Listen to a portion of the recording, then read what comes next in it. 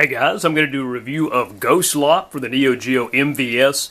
This is a conversion cartridge of the game. This originally was a game that was a prototype that was released years later. It's a really fun Neo Geo game. It's a puzzle game. I don't play a lot of the puzzle games, but this one I find highly addictive. The story basically has you as one of two ghost hunters, and you are tasked with going out into different people's homes in different parts of the neighborhood and clearing these ghosts out of the way. The game has a very Ghostbusters vibe to it. Also kind of a bit of a Blues Brothers vibe to it. Your boss here is very reminiscent of Janine. She goes over with you at the beginning how to play the game. And basically you have these blue or these red balls that you use to throw at either blue or red ghost. And you clear them on the screen. And if you do so, before the ghost you're competing against, then you win. So it is kind of a head-to-head puzzle type game. The game does save your high score. Let me back it up a bit here. You can see that at the top if you have a Unibios installed, I think 3.2 or higher on your machine. But I'm going to show off some of the gameplay here. This game does give you a level select if you have it set on AES mode at the beginning. I like to put it on the easiest. And you have the option for a two-player versus battle, or to play through the story. And the story is really fun because you have branching paths. Now here's the story at the beginning. Bruce is a ghost hunter. He works at a company that specializes in getting rid of ghosts. So he and his partner McCoy, under the supervision of Rachel here, she sends you out on these different jobs, is tasked with clearing out these different ghosts. So the first match you have is against your partner, and you can pick up and play as the second player if you'd prefer to be the guy in green. But basically you only use two buttons.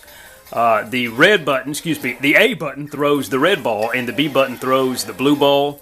You can switch the color of the ball in mid-air, and basically you try to arc the ball in different directions to clear out the ghost. And the more you clear out at one time like that, the higher your score, and the more ghost it will drop on the opposing side of the person you're playing against.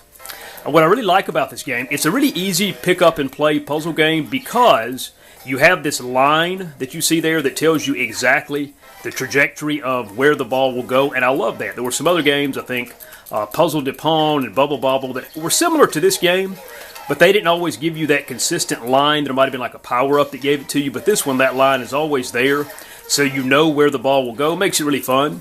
As you play against the computer or against another human, and you don't do so well like I'm doing here, then those skulls will drop down and make it more difficult for you. There are also other kind of colored ghosts, like the yellow one up there. Had I hit that, I beat him anyway, but had I hit that yellow ghost, then it would have blown up, I think, everything on screen, or at least a portion of them.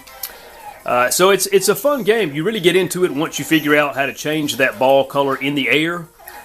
It makes the game more than just a simple puzzle game. There is some strategy to it. After you play, and we'll see if I can beat this guy, it's set to 2 out of 3. If you set the dip switches, if you go into the system, you can put it, I think, on like a one-round game. I've almost got him beat. And remember, I put it on the easiest level.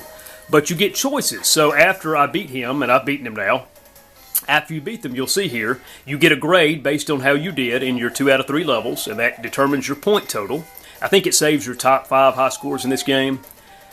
And now this one, it may not be here yet, so I'm gonna help this guy. But after him, there would be like 2 choices that I could make.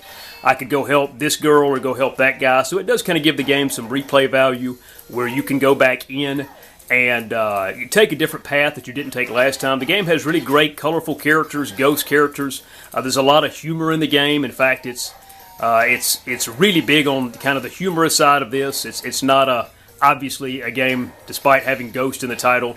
It's not a game that would be inappropriate for kids. It's a really fun game. Again, kind of a spin on Ghostbusters and a bit of Blues Brothers also.